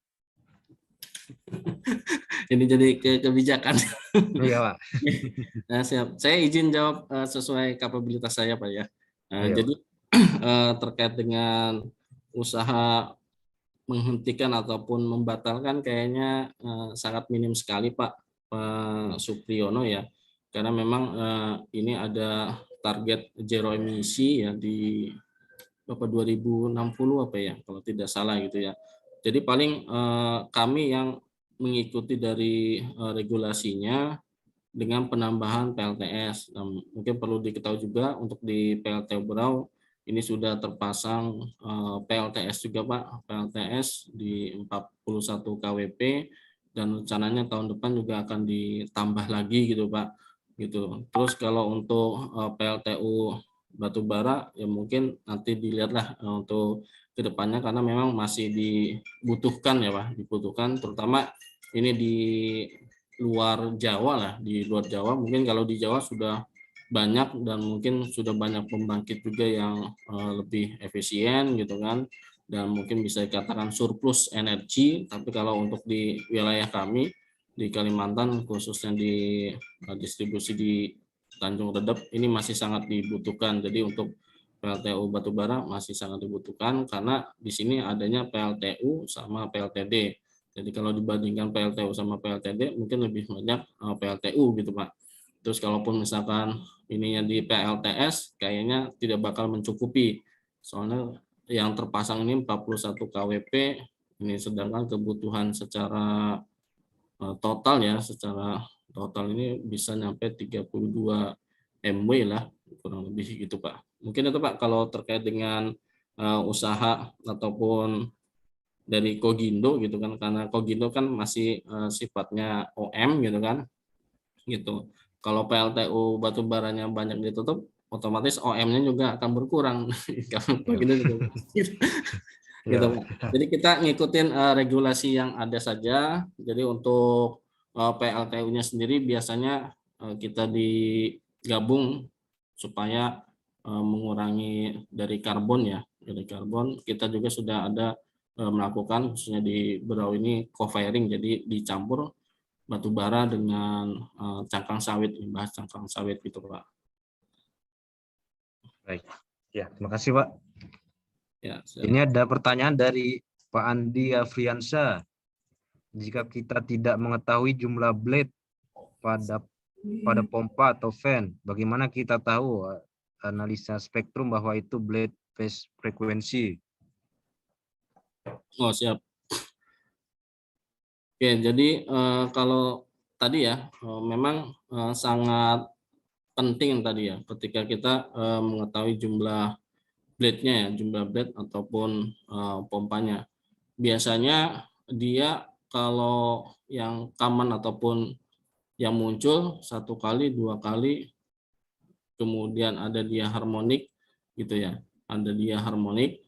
Nah, makanya yang paling penting adalah kita cari dulu tuh si ininya, si manufaktur ataupun bagian-bagian partnya itu ya, bagian-bagian partnya. Tapi biasanya untuk jumlah blade-nya ini bisa kita panjangkan dulu untuk nilai dari frekuensinya ya, karena kalau misalkan di alat PIP expert yang kita pakai ini hanya terbatas di 400 lah, lebih di 400, sedangkan bisa jadi jumlah blade-nya ada yang lebih dari itu, frekuensinya terbacanya lebih tinggi. Nah, ini yang bakal tidak akan teridentifikasi. Contoh misalkan pernah yang saya alami itu dia ada 19 ternyata ya. Ada 19 blade-nya, tapi dia high vibrasi di software itu tidak terbaca gitu kan, tidak terbaca gitu kan. Tapi ini ketika sudah biasanya sih langkah awal kan dilakukan penggantian blade-nya ya, mohon maaf bearing-nya gitu kan, ternyata masih tinggi. Nah ini harus dipanjangkan dulu si ininya apa istilahnya frekuensi max-nya atau length frekuensinya itu ditambahkan gitu. Itu kalau misalkan kita nggak tahu, tapi kalau seandainya si blade-nya masih hitungan di bawah gitu kan, ya balik lagi tergantung si alatnya itu ya, si alatnya. Kalau seandainya alatnya sendiri bisa mengakomodir dengan frekuensi sampai maksimum di 10.000 apa berapa gitu kan, itu akan kedeteksi dia biasanya kecilan sendiri. Tapi yang dikhawatirkan ini kita nggak tahu blade-nya tiba-tiba masih high vibrasi, sudah dilakukan penggantian bearing gitu kan, sudah dilakukan alignment secara presisi itu masih high, ternyata ini di sisi length frekuensinya harus kita panjangkan, jangan-jangan jumlah blade-nya lebih daripada frekuensi tadi, karena kan secara ininya blade frekuensi adalah jumlah dari blade dikali dengan RPM-nya, jadi semakin banyak jumlah blade-nya, 19 misalkan putarannya 3.000, 19 kali 3.000, ternyata di line frekuensinya itu beda, nggak bakal kedeteksi gitu kan. Jadi paling ditinggikan gitu kan, ditinggikan line frekuensinya, kemudian harapannya itu bisa kedetek di yang tinggi-tinggi gitu. Mungkin itu Pak Andi, semoga bisa menjawab. Ini ada Pak Andi Tri. Tadi bertanya kedalamannya sumur berapa meter, Pak?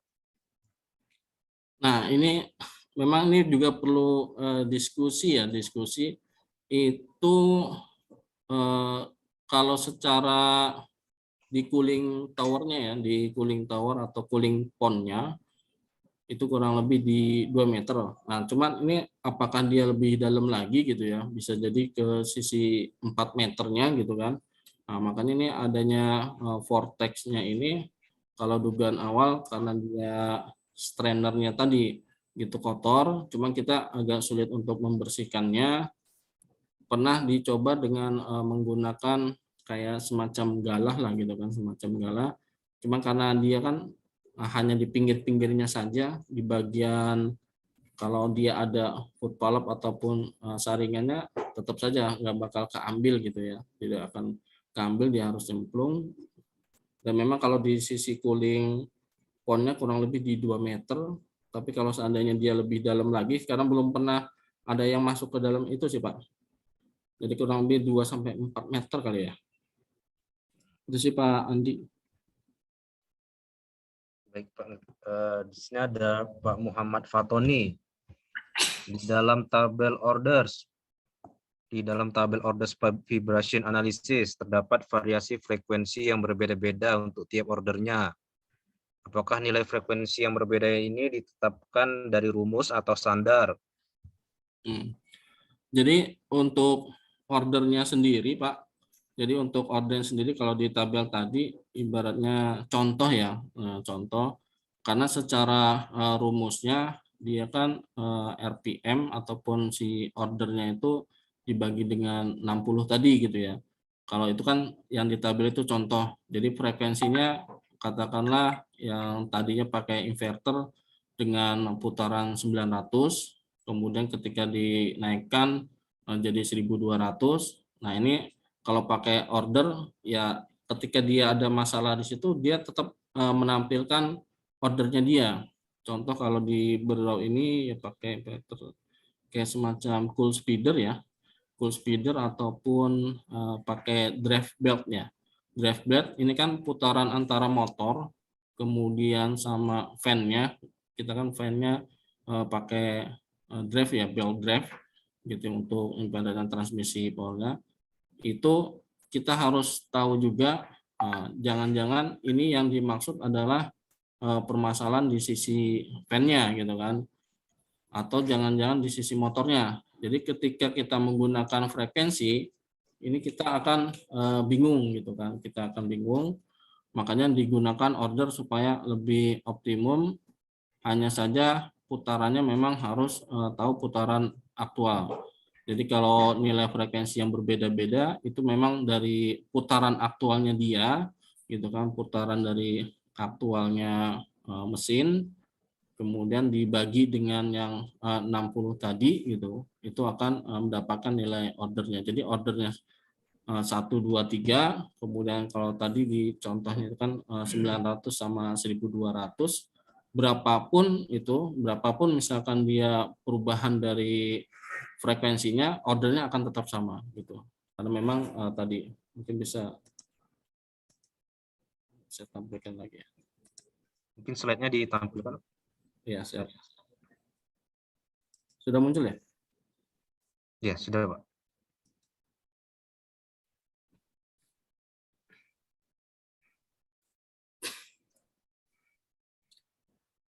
Oh, ini ya. Ya. Jadi kalau yang ini ya, kan ngelihatnya di sini. Jadi untuk frekuensi, ini untuk order RPM-nya dibagi 60 tadi ya.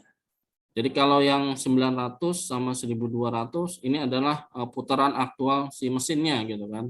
Jadi kalau misalkan Bapak menggunakan mesin yang 1500 gitu, ya tinggal dibagi lagi gitu, dibagi 60. Nah, dia tetap munculnya adalah di satu kali order tadi. Terus kalau misalkan di 3000 gitu dibagi 60, ya satu kali ordernya adalah tetap punya si peralatan itu gitu. Jadi misalkan ini contoh 900 nih putaran motor, katakanlah kita sebut apa, cool feeder misalkan ya. Cool feeder putaran 900 rpm. Nah, 900 dibagi 60, dapatlah dia 5 Hz.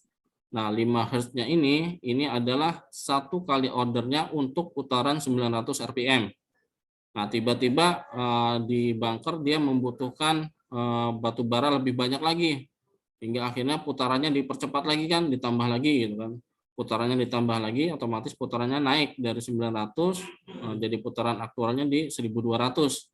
Nah, 1200-nya ini dibagi 60 tadi dapatlah dia di 20 Hz. Nah, satu kali ordernya dia akan berubah gitu kan, dinilai di 20 Hz, tapi dia tetap satu kali order gitu, tetap di satu kali order. Hanya saja ini karena ada perubahan dari RPM, maka nilai satu kali order terhadap frekuensinya dia akan berubah juga. Tapi untuk satu kali ordernya akan tetap segitu. Satu kali ordernya 900 adalah di 15 Hz, satu kali ordernya 1200 adalah di 20 Hz, kemudian satu kali ordernya di 1500 adalah di 25 Hz. Jadi patokannya di sini Pak. Dari RPM bagi 60. Nah, si frekuensi yang munculnya inilah nanti yang masuk ke dalam satu kali order. Nanti untuk kelipatannya ya tinggal dikalikan saja gitu. Mungkin itu Pak, semoga menjawab. Baik. Ini ada dari Pak atau Bu Dasri. Izin bertanya, Pak, apakah vibrasi spektrum saat ini sudah mengembang lot dan kendala besar apa yang menyebabkan hasil data yang kurang maksimal? Yang dari Pak siapa? Mohon maaf, saya sambil baca. Ada Dasri, Pak.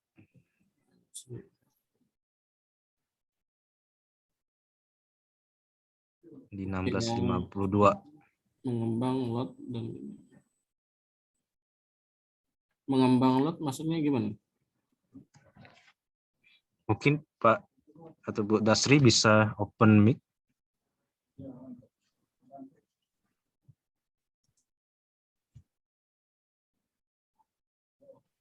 Izin Bu apa Pak Dasri? Oh, IoT, Pak. Oh. Oke, lot IoT ya. Oke. Jadi apakah vibrasi spektrum saat ini sudah mengembang IoT dan kendala besar apa yang menyebabkan hasil data yang kurang maksimal? Jadi kalau untuk ini kan sebenarnya konversi dari FFT ya tadi ya. FFT sehingga menjadikan dia spektrum ya, spektrum.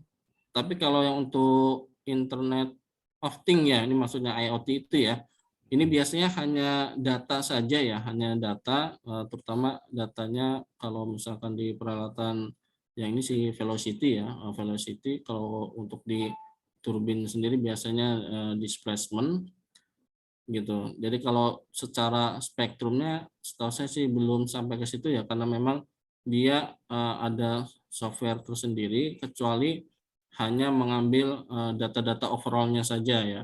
Data-data overall kemudian dibikin trending gitu ya, dibikin trending, oh dia sudah mulai ada peningkatan.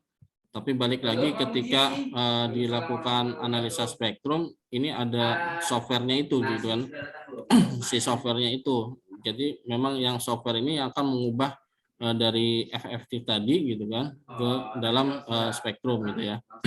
Entah misalkan kalau misalkan dari data langsung aktual langsung memunculkan spektrumnya, saya juga belum menemukan. Cuman setahu saya yang untuk IoT ini hanya data yang aktual muncul dari sensor itu yang diolah gitu kan, diolah. Terus kalau terkait kendala, nah biasanya kalau di lokal ini dari sensornya sendiri atau di titiknya ya, di titik pengambilannya berbeda dengan yang sebelumnya. Nah ini kalau misalkan di PDM ada istilahnya aset owner tersebut. Nah aset ownernya ini yang harus bertanggung jawab dan titik itu tidak boleh berubah-ubah dan harus continue. Jadi kalau kendala terbesarnya ini memang terkait sama sensor peletakan gitu. Kalau misalkan untuk yang real time ya, yang untuk real time biasanya kan untuk di kabelnya harus ini, dan memang di sensornya harus ibaratnya sinkron lah gitu kan, harus sinkron gitu. Mungkin itu sih Pak Dasi. Semoga menjawab. Baik, ini ada Pak Ahmad Ansori yang sudah angkat tangan. Oh, Pak Mau Ansori. bertanya, Pak? Silakan Pak Ansori.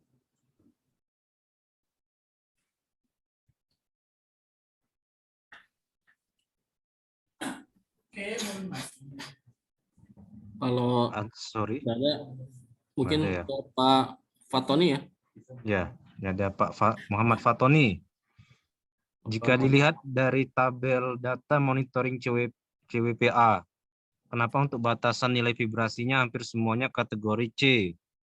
Dan jika terdapat kategori D di tabel tersebut, pengaruhnya apa terhadap peralatan tersebut? Oke, baik Pak.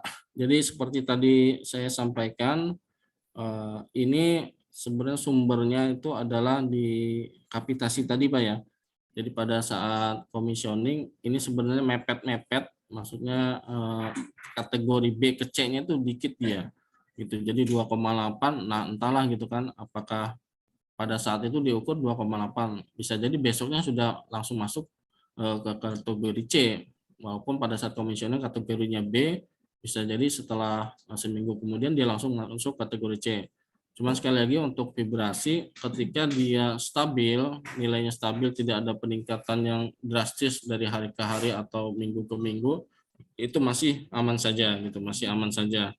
Nah, cuma kalau ini hampir semuanya kategori C, ya karena dia berada di range tadi, di range grup 2 yang nilainya masuk ke kategori C gitu. Cuma kategori C-nya ini karena ada indikasi mulai, sebenarnya mulai kapitasinya itu masih ada Pak, gitu kan. Kapitasinya masih ada, lain halnya ketika kapitasinya tidak ada, karena dia secara nilai amplitudonya masih rendah di bawah 1, cuman karena ada indikasinya kapitasi, nilainya kecil, itu yang menyumbang nilai overallnya masuk ke kategori C gitu. Kemudian jika masuk ke kategori D gitu. Nah, ini kalau kategori D biasanya mesin ini atau si rotating equipment sudah memberi sinyal, oh saya sudah mulai rusak nih gitu, sudah mulai rusak. Dan biasanya ketika ada trending naik, kita langsung create ataupun request ke pihak pemeliharaan untuk dilakukan inspeksi. Nah, kalau D ini, nah ini yang tadi ketika sudah dilakukan satu set pompa dan dia langsung masuk kategori D. Nah ini yang dikhawatirkan, karena dari indikasinya adalah kapitasi, dia nggak bakal bertahan lama lah gitu kan. Yang ada nanti efeknya gara-gara kapitasi, istilahnya kalau bahasa ini bopeng-bopeng atau kena rompal gitu. Jadi harapannya memang ketika si peralatan tersebut new mesin gitu kan, karena kan ketika dilakukan saluran tes yang sisi motor di bawah 1, tapi ketika di couple ini langsung nilainya 8 ya, 8 bahkan lebih tinggi dari yang sebelumnya. Nah ini yang dikhawatirkan, si pompa yang baru tersebut nggak bakal bertahan lama. Padahal permasalahannya adalah tadi di adanya pusaran pompa tersebut yang belum diatasi gitu. Mungkin itu Pak Fatoni, semoga menjawab. Baik, selanjutnya Pak Jamal Idris. Izin Pak, dalam pemilihan pompa secara umum yang menjadi pertimbangan adalah beban instalasi dan kebutuhan flow atau kapasitas outflow. Penyebab kapitasi kalau nggak salah adalah perbedaan pressure eksternal versus internal yang erat hubungannya dengan temperatur dan kecepatan dari fluida kerja itu sendiri. Adanya kavitasi menyebabkan vibrasi pada equipment yang berjenis sentrifugal dan menjadi salah satu penyebab terjadinya perubahan fisik atau abrasi dari impeller pompa itu sendiri. Pertanyaannya, apakah identifikasi blade pass frekuensi dan kavitasi pada horizontal split case centrifugal pump dengan metode order vibration analysis sebagai early warning untuk melakukan evaluasi penggunaan suatu jenis pompa? Ya, mungkin ini Pak ya, karena memang ini desainnya kan sebelumnya ya, desain ibaratnya bawaan project gitu ya. Jadi bukan kami yang desain sendiri, betul harusnya memang mempertimbangkan itu. Cuma kan biasanya untuk pompa sendiri dia ada performance testnya sendiri lah gitu kan, untuk pompa dia efisiensinya sekian, discharge-nya sekian atau di NPSA-nya sekian, itu sebenarnya jadi perhitungan ke arah situ gitu ketika mau dilakukan instalasi pompa untuk kebutuhan perpindahan fluida dari satu titik ke titik yang lain gitu kan. Cuman untuk adanya vibrasi ataupun bypass dan kapitasinya ini memang sebagai early warning gitu kan. Jangan sampai ini dibiarkan berkelanjutan gitu tanpa adanya perbaikan gitu. Jadi ibaratnya udah tahu ada muncul kapitasi, terus kita coba ataupun kita telusuri root cause-nya, akar masalahnya ini di sisi mana. Ketika sudah ketahuan ini tidak ditindaklanjuti, nah ini yang ada malah nantinya gitu pasti akan berdampak tadi yang untuk impellernya bopeng atau bahkannya nanti bisa crack, dan itu bolong-bolong ya. Awalnya memang wah ini bolong-bolong gara-gara korosi gitu kan, gara-gara korosi. Tapi ternyata bukan hanya korosi saja gitu kan, bisa jadi dari kavitasi itu sendiri yang bisa menyebabkan dia bopeng ataupun crack bolong tersebut gitu. Walaupun ada juga tadinya mau diganti yang upgrade impeller materialnya lah gitu kan. Tapi kalau dilihat secara desainnya ini masalahnya di tadi vortex tersebut gitu kan, gitu ataupun desain dari tangkinya. Maka mungkin nanti saya coba pelajari juga terkait dengan standar ataupun anti vortex yang dari NPFA 22 tadi gitu ya. Mungkin itu sih Pak Jamal. Jadi bisa jadi ini memang sebagai early warning ketika dilakukan pengambilan data vibrasi, analisa spektrum, sudah ada muncul ini, jangan dibiarkan gitu kan. Kalau seandainya dia ada ventingnya ya lebih bagus. Cuman masalah ini kalau yang saya lihat yang masalah di CWP kami ini memang ada di sisi suction-nya dia. Jadi udara yang di luar kesedot itu tadi karena ada pusaran-putaran tadi. Mungkin itu. Baik, ini ada Pak Muhammad Fatoni. Di dalam orders vibration analysis, nilai order yang direkomendasikan untuk 900 rpm dan 1200 rpm idealnya berapa? Ya, jadi kalau untuk yang di tabel tadi bukan rekomendasi Pak. Jadi 900 rpm sama 1200 ini contoh gitu kan. contoh gitu kan, contoh supaya dia kita merepair yang dipegang itu lebih baiknya order analisis, bukan dilihat di frekuensinya gitu ataupun di RPM-nya gitu. Jadi lebih analisis nanti inline-nya ke referensi atau studi literatur dari Mobius Institute. Nah, itu kan dia pasti Mobius Institute itu melampirkannya 1 kali order, dia indikasi unbalance, structural looseness, kemudian 2 kali order atau 1 kali, 2 kali order, 1 kali, 2 kali, 3 kali, 4 kali harmonik gitu. Dia ngacunya adalah ke order, bukan ke frekuensi. Jadi kalau yang tadi yang ditampilkan tadi itu adalah di sisi contoh saja. Jadi dalam melakukan perhitungan baik di 900 ataupun di 1200 itu nanti lebih enaknya pada saat melakukan analisa vibrasi di korelasi ke order tersebut. Jadi bisa jadi putaran motornya di 3000 ya berarti di 1 kali ordernya adalah di 50 Hz gitu. Mungkin itu Pak. Jadi bukan di 900 atau 1200 tapi kita memang lebih ke rumus pencarian nilai 1 kali ordernya itu di berapa frekuensi dianya di rotating equipment-nya. Mungkin itu Pak. Baik, ini ada pertanyaan lagi Pak dari Pak Harsil. Izin bertanya, bagaimana langkah-langkah untuk melakukan balancing? Yang kedua, langkah-langkah apa saja yang sudah dilakukan untuk menurunkan vibrasi pada CWP tersebut? Oke, ini nggak apa-apa lah. Balancing, kalau untuk balancing ini sebenarnya tahap terakhir ketika memang terindikasinya adanya unbalan ya, adanya unbalan. Kalau secara spektrum sendiri dia sudah 1 kali order, 1 kali order, kemudian dari sudut fasenya juga sudah ada perbedaan ya, sudah ada mengarah kurang lebih di 90 derajat lah ya, 90 derajat. Makanya ketika dia muncul 1 kali order dipastikan dulu gitu, dipastikan dulu apakah ini benar unbalan atau bukan, unbalan murni atau bukan, atau secara time waveform-nya dia sinusoidal murni enggak gitu. Nah, jadi kalau misalkan balancing bisa saja, jadi menurunkan di 1 kalinya, cuman itu enggak bakal bagus kalau seandainya dia bukan unbalan murni gitu kan, unbalan murni.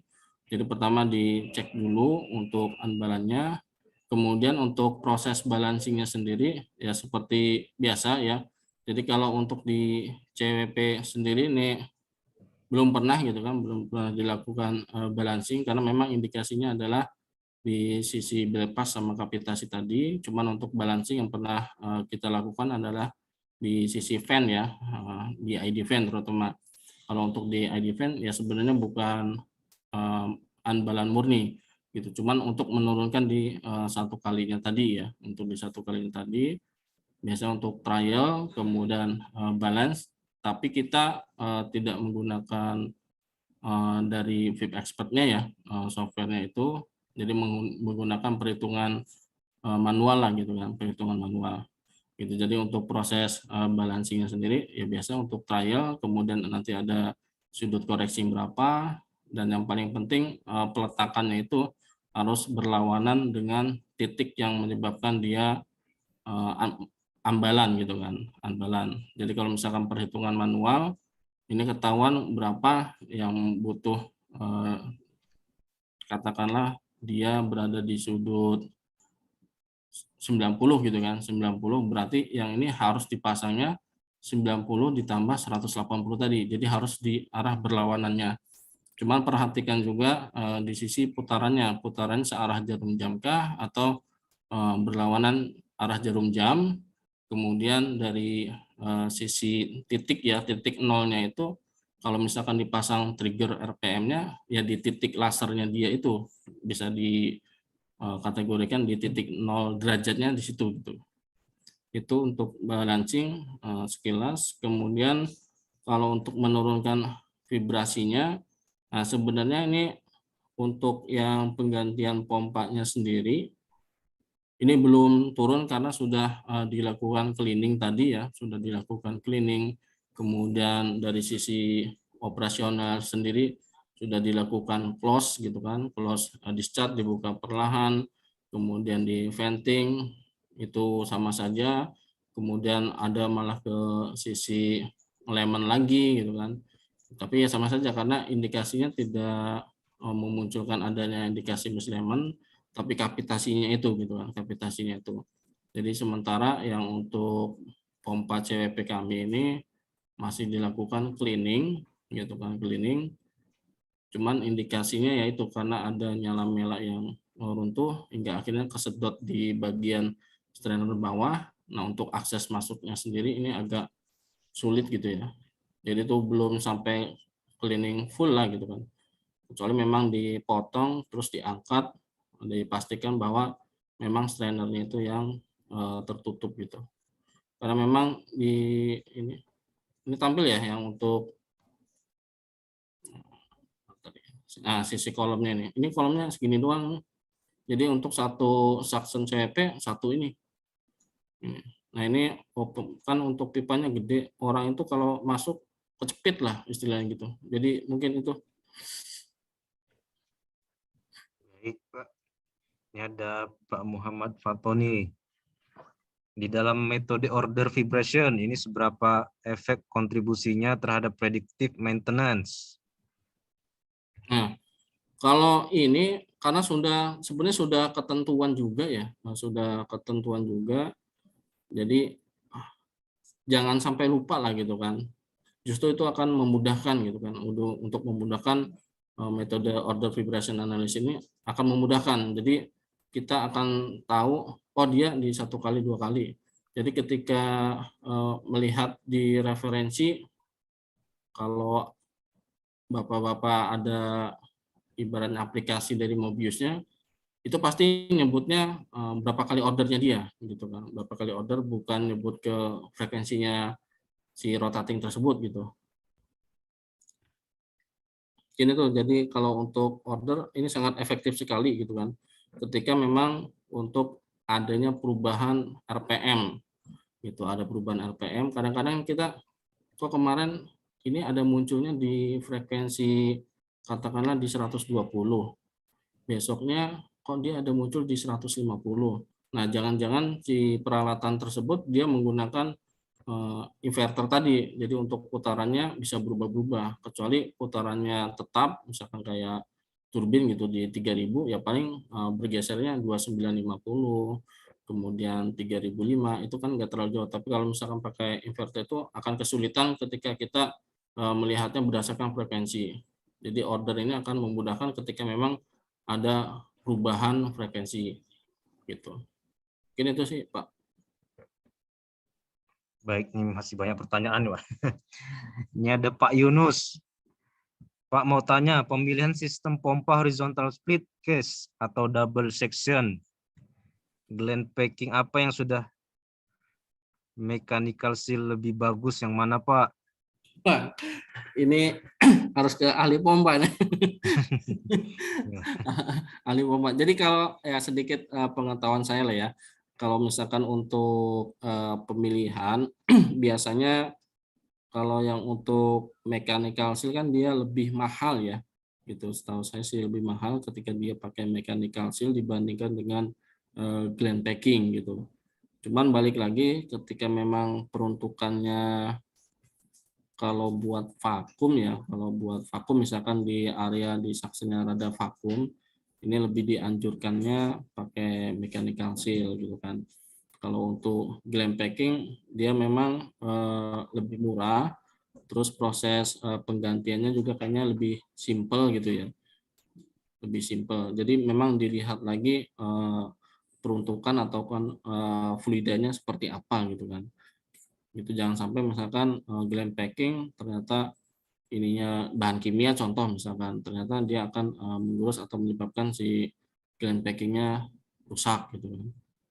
Gitu. Jadi balik lagi sih kalau mau lebih ini sebenarnya ke ahli pompa gitu. Mungkin itu Pak Yunus mungkin sedikit bisa menjawab. Baik, mungkin pertanyaan terakhir ini ya, Pak. Kita cukupkan ya. Ini yang terakhir dari Muhammad Fatoni. Apakah ada metode lain selain metode order vibration analysis untuk identifikasi blade phase frekuensi dan kavitasi pada horizontal split case centrifugal pump? Dan dibanding dengan metode lain, apakah metode order vibration analysis masih lebih unggul? Ya, kalau menurut saya ini lebih unggul metode order analisis tadi. Jadi langsung ketahuan yang dia mengindikasikan jumlah blade-nya daripada frekuensi tadi. Justru kalau misalkan pakai frekuensi itu akan terkecoh lah istilahnya. Itu akan terkecoh. Nah, ini bisa dilihat kalau misalkan untuk order tadi. Nah, ini kan kapitasi, ini yang blade pass. Nah, ini sebenarnya ini panduan ini bisa dilihat di bagian bawahnya rata-rata order gitu kan. Rata-rata order tidak ke frekuensi ya, tidak ke frekuensi. Jadi ini akan lebih memudahkan bahwa spektrum ini memberi sinyal, oh ini ada masalah di berapa ordernya gitu kan, di berapa ordernya, itu akan lebih memudahkan. Ya sebenarnya kalau secara ininya rata-rata ke spektrumnya sih Pak ya. Jadi untuk metode lainnya ya frekuensi tadi. Cuma menyambung pertanyaannya dari Pak Andi tadi. Jadi untuk melihat jangan-jangan blade kita kalau misalnya yang rada banyak kan blade fan ya, blade fan ini bisa 13, 19. Nah itu diperpanjang saja gitu kan, diperpanjang. Cuman ini nanti untuk order ini sebenarnya tidak hanya ke blade pass frekuensi, tapi ketika dia munculnya di banyak di high frekuensi itu bisa ke analisa motor gitu kan, analisa full gitu kan. Cuman itu lebih dalam lagi lah kalau untuk analisa permasalahan motor entah dia eksentrik ataupun yang lainnya gitu. Jadi memang lebih mumpuni atau lebih memudahkan lah order frekuensi. Jadi untuk si analisanya ini nggak akan kebingungan gara-gara ada perubahan frekuensi tadi. Yang terpenting dari order ini harus tahu putarannya berapa lah gitu.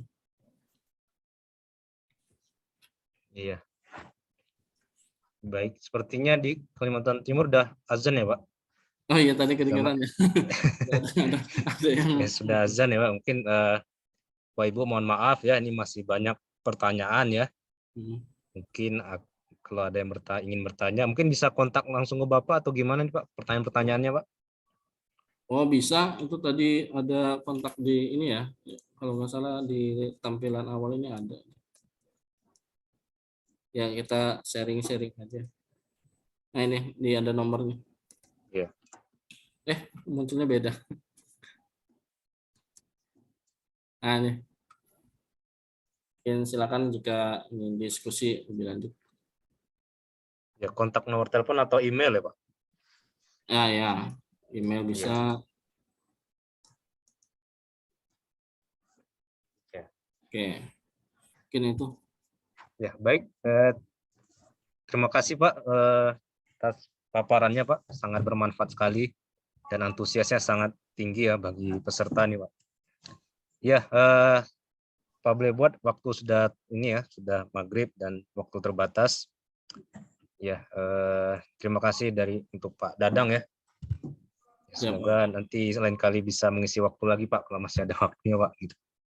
Oh siapa? Ya, ya kami dari BKTPI ya mundur diri ya, jika kami ada kesalahan ya kami mohon maaf ya, patuhi protokol kesehatan ya walaupun sudah boleh lepas masker gitu ya. Terima kasih, kami undur diri, kami ucapkan assalamualaikum warahmatullahi wabarakatuh. Waalaikumsalam warahmatullahi wabarakatuh.